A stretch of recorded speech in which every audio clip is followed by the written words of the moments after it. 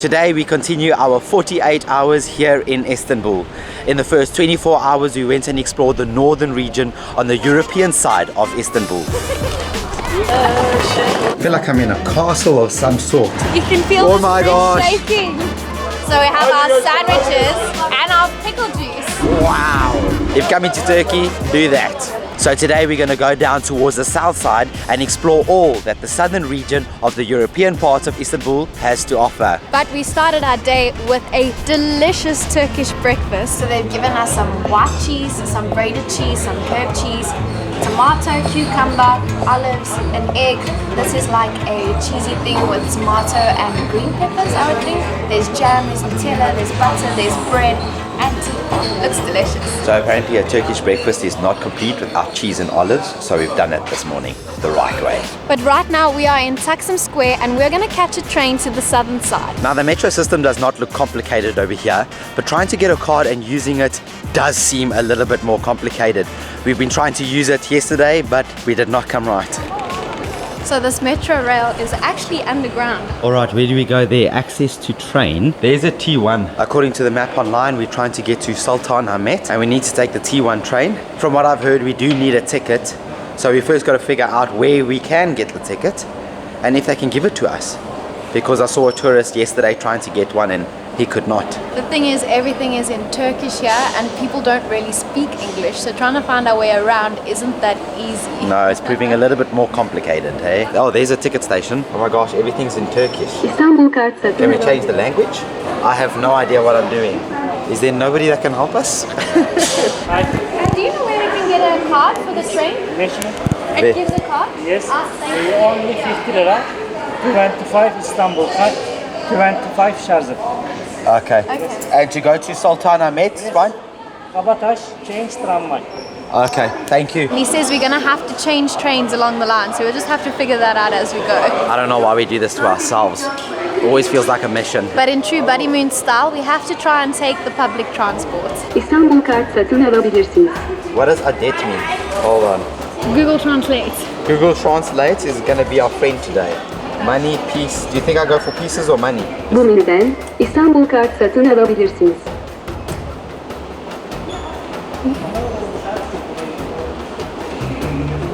I don't know what I'm doing. Istanbul card 25 lira. Yes, yes. 50 lira or 100. Okay, I can put hundreds. I put in first, eh? Bu menüden İstanbul kart satın alabilirsiniz. One card, two person. No, Two. İstanbul One kart pass, satın 8 lira. alabilirsiniz. One pass 8. One ticket. And I can use for 2 people? Yes, two people, no problem. Please wait. Okay.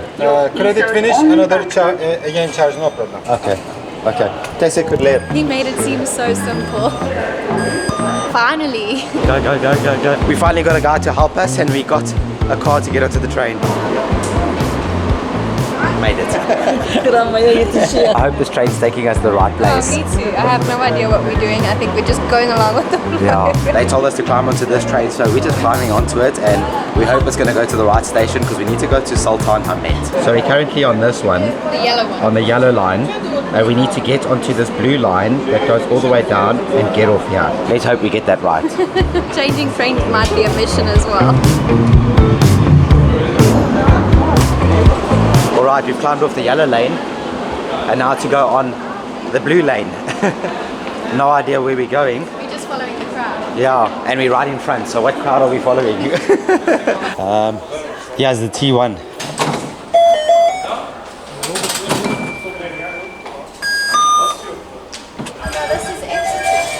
Are you joking? But it says here. Yeah, this is the exit. Is this, where's T1? Yeah, you're going to T1. Yeah, this one, T1. Yeah. T1, this one, hey? Thank you. We're so confused. So it looks like we had to go outside to get to the T1 metro rail. Slowly but surely figuring it out, right? So here we at Kabitas, and we need to get to Sultanahmet. So we got to take the line all the way to this place, which is here. Made it. There is a few stops until we get there. So we're going to go over the Galata Bridge now. In our previous video we had to walk over it to get the Balek Ekmek, but now we're using the train that we actually saw.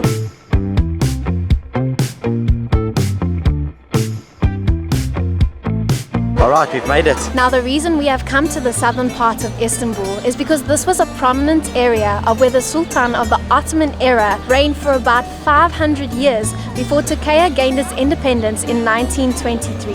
Right now we are in Sultanahmet Square, and this is also known as the Hippodromus, and basically that is derived from the Greek word of hippo meaning horse and dromos meaning path or way. And a hippodromus was a common feature in the ancient world.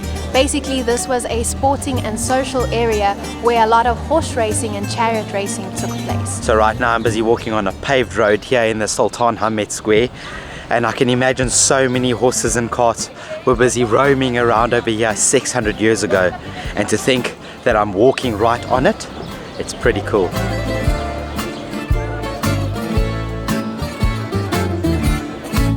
Now right next to this square you actually get the Blue Mosque, which is the principal mosque here in Istanbul. Now what makes this mosque so interesting is that it was actually built in the 1600s and was listed as a UNESCO World Heritage Site in 1985 under the historical areas to see in Istanbul. Oh, I think this might turn out slightly disappointing. It looks like it's under construction, so I'm not even sure if we get to go inside. I am so bleak if we're not able to go inside. Oh my gosh, they're either doing renovations or restorations just to keep the look of it. People are going inside. Oh, do you think so? Yeah. I think it might just be the outside that they're actually just repairing. I hope it's that case. But this is a beautiful mosque. Wow.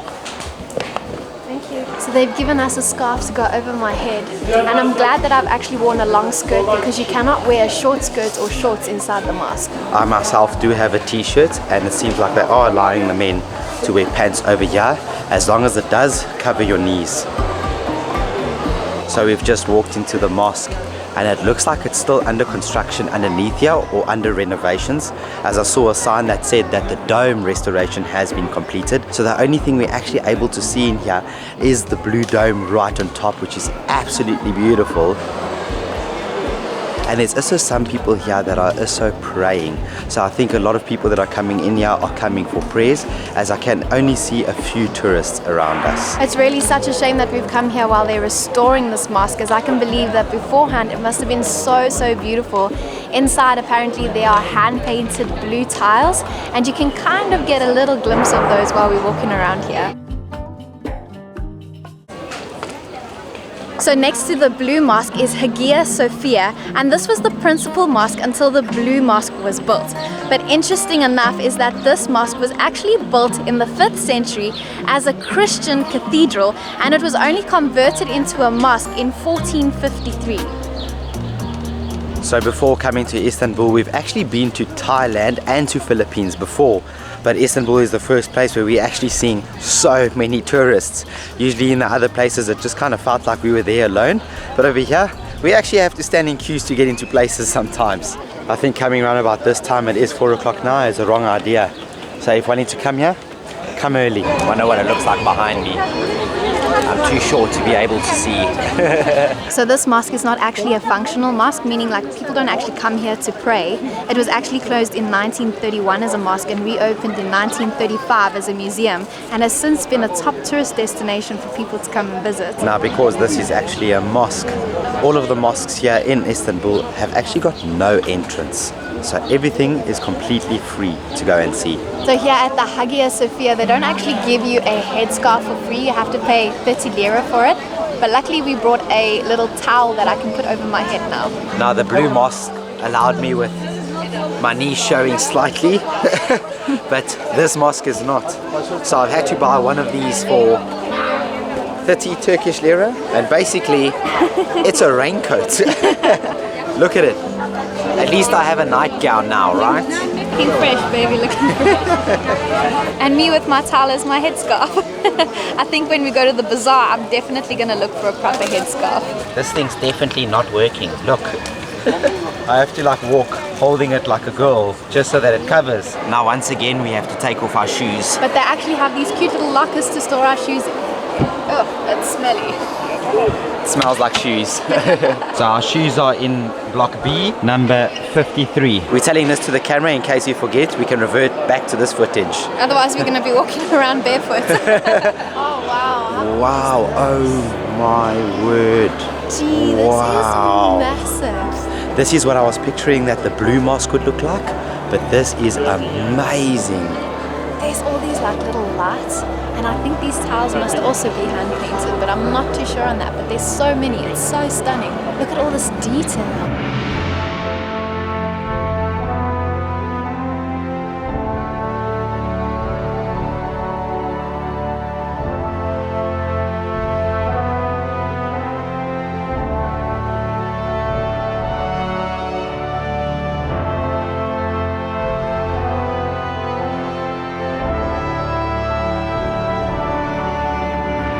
So we have walked now to the center of the Hagia Sophia, and I cannot believe the height of this.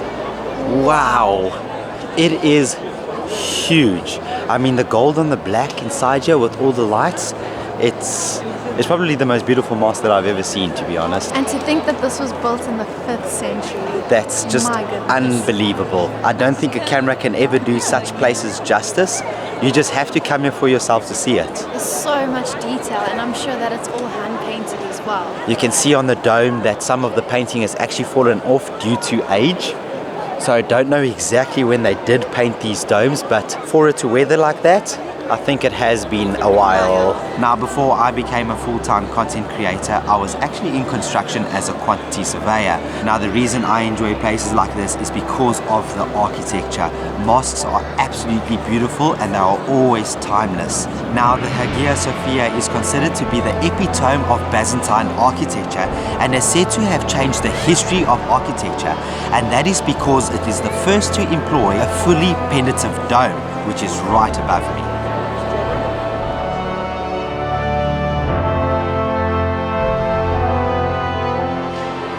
Check. This is complete stone, and you can see the grooves that they've used to actually make this place.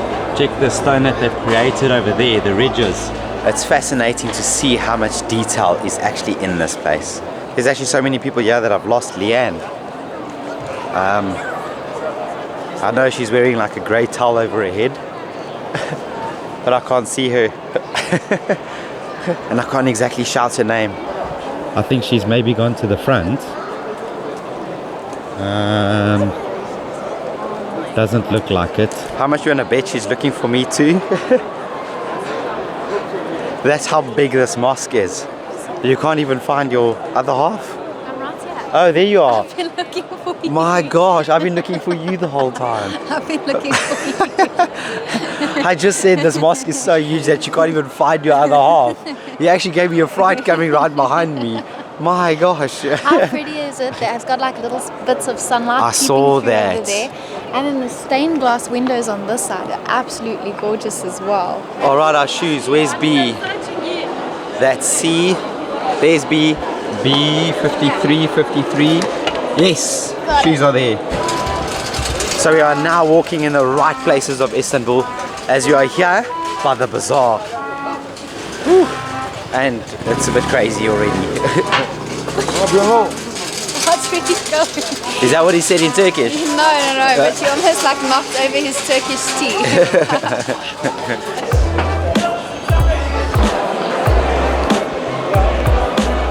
So we have officially entered the Grand Bazaar here in Istanbul, a place where I think a lot of people want to come. This place is over 30,700 square meters and has over 4,000 stores. That is absolutely crazy. It's like heaven for a lady. 4,000 stores. Yeah, you guys can shop endlessly here. But what makes this bazaar so unique is that it is the largest covered market in the world. How cool is this? They have these little taps in the middle of the bazaar, and I actually need to wash my hands, so this is great. I'm standing now in the center, and look at the roofs. They're absolutely beautifully designed, and you can see there's walkways there. There's walkways there. That way, there's Leanne, and that way there. We're gonna get lost in here. I wouldn't know which direction to move. There are so many stores here. It is crazy. Literally from buying diamonds to buying spices to buying clothes. It is absolutely crazy. But the roof over here is beautiful. I thought it was going to be just like a normal covered roof, but it looks to be like little concrete domes. And it also looks like it's been hand painted. From what I saw on photos before, it actually had an orange look. but it's actually white now, and I don't know if it's because they've repainted it. It looks new, and some places have the scaffolding up, Yeah. which tells you they're kind of doing restorations. Yeah, so I think it's definitely painted. One huge shopping mall, that's for sure. Yeah, I'll put a map on the screen right now so that you are able to see exactly how big this is and how many little alleys there are. So by the looks of it, there's not actually a single entrance into this bazaar. There are so many little entrances all around, and it looks like you can enter here from any road. So if you look at the roof above me over here, it doesn't look like it's been repainted yet. So you can see the old orange and blue color that Danny was speaking about earlier. Now, from what I've read online about this mosque, it has actually been destroyed a few times. It was destroyed by fire 3 times and an earthquake once in the 1700s. There was also destroyed once again by fire and an earthquake again in the 1800s. And in the 1900s, it was destroyed by fire again. So what we see today has actually been the last restoration that has actually survived now for 70 years. Hi, how are you? How are you? I'm good. Try. Where are you from? From South Africa. I'm from Africa too. I'm from Tunisia. What's this one? You have Tunisia. Pistachio. Pistachio. Sure, do you want to try a pistachio one? Try. It's How- for free, don't worry. Better. I'll try the pistachio. I'll try the pistachio. Trust me, I know I'll all the. trust I was 4 years here. Every day I eat it. I'm trusting. It's good. That's good. Yeah, you know. And I That's have very tea inside. Is the pistachio good, Yeah. eh? Come, I give you tea Yeah, because I I wanna love see South inside, Africa. please. Come, my brother. Don't you want some? Yeah, please can I taste it? It's yummy. The almond is better, but the pistachio is good. Check how many varieties they have. Daniel, nice to meet you, sir. Nice to meet My you. sister. Nice Yeah, to meet nice you. to meet you. So Hamza has just invited us into his store. He said he's also going to give us some tea while he explains to us some of the nougats that they have over here because they are absolutely delicious. Okay, let's do it. Blackberry tea. Ah, thank you. And this one, the apple tea, brother. So apple tea And and the blackberry Blackberry tea. Cheers. cheers. Cheers. Cheers, no problem. So Hamza has given me the apple tea. Oh, it actually tastes like apple. Of course. It like really tastes like apple. Very good. You know, the American. It's I like think a I drink like there. this one more than You the see? berry one. You see, Yeah. The people are different. This one's very sweet. I'm gonna try the blackberry tea. And also we have the pomegranate tea, we have the mint origin. So good. Hamza, this is number 1, hey? Oh, thank you, sir. The blackberry, you already tried, and the apple. The mango is like exotic a little bit. The rose. Okay, that sounds And good. those are the infusion. Sesame, Sesame, yes. blueberry pistachio, coffee, coconut, coconut, peanuts, saffron almond, apricot, nuts, hazelnut, crema, cookies, pomegranate, pistachio, fig, hazelnut. This one I don't like it, okay? So 1 pistachio, 1 almond and 1 berry, please. Yeah, some nougat. So Hamza has given us some nougat to take home.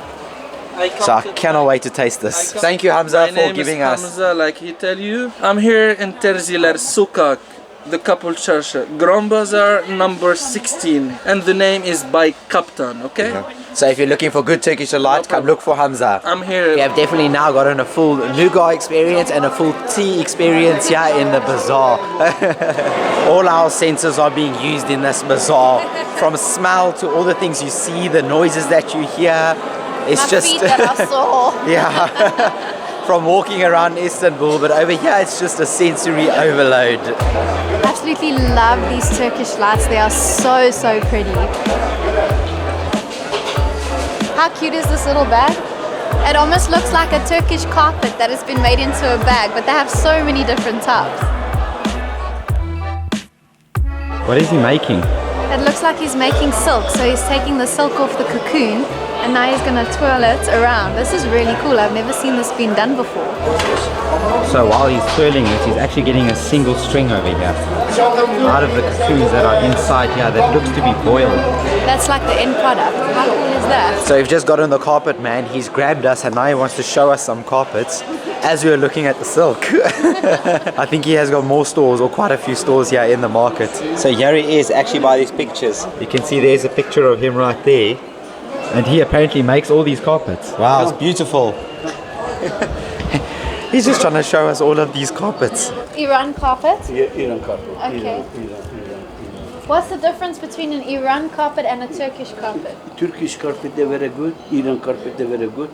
makine no good. Okay. Turkish, South Africa, America, Italy, dur makine cheap. This is makine carpet, eh? This makine ma cheap. Okay, cheap. Handmade, very good quality. Okay. Quality lasts for a long time. Quality. Oh wow, that's beautiful. No, this way, hareket. Okay, so this one handmade, hey? Handmade. Ferrari, eh? Ferrari.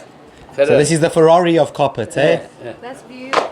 Wow. Look how beautiful the carpet's here. And this is all completely handmade. It's taken 2 years to make that one carpet. That is outstanding. Okay, we must stand back. Flying carpet. Is that the flying carpet? You can try. Okay. Come. Because I do it. So apparently I'm going to make the carpet fly. Flying carpet. Like South Africa. Flying carpet, South Africa. I'm not so good. Oh wow. Wow. Flies, hey? Aladdin. Come, yes. Yes. Is it me? Yeah, me. Come. O yapacak o. O tutar. O. No, Okay. o yapacak o. Okay. 1, 2, 3. Bravo, professor. No professor. Bravo, no professor. So I can come be a carpet. Yeah, one. Apparently I'm not so good. Bravo.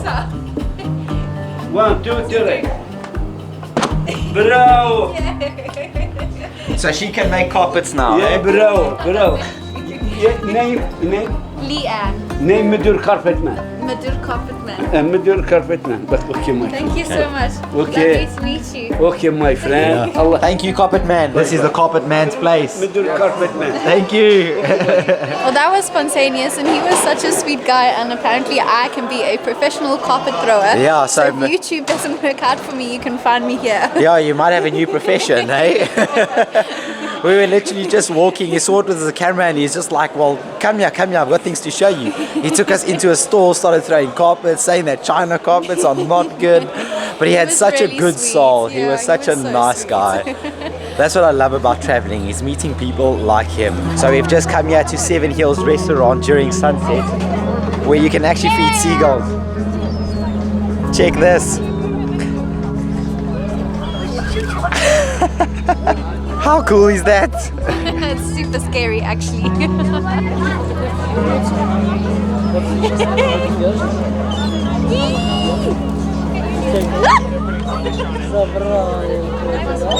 It's so scary not seeing when the bird's coming.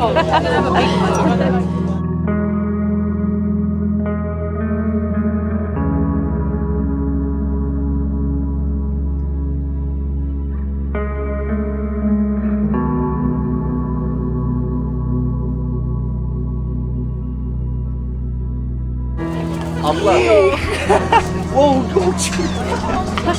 did you see that?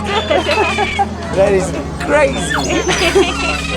There's so many birds flying I think these around. birds think that the camera, the mic on top has actually food, but it's not food.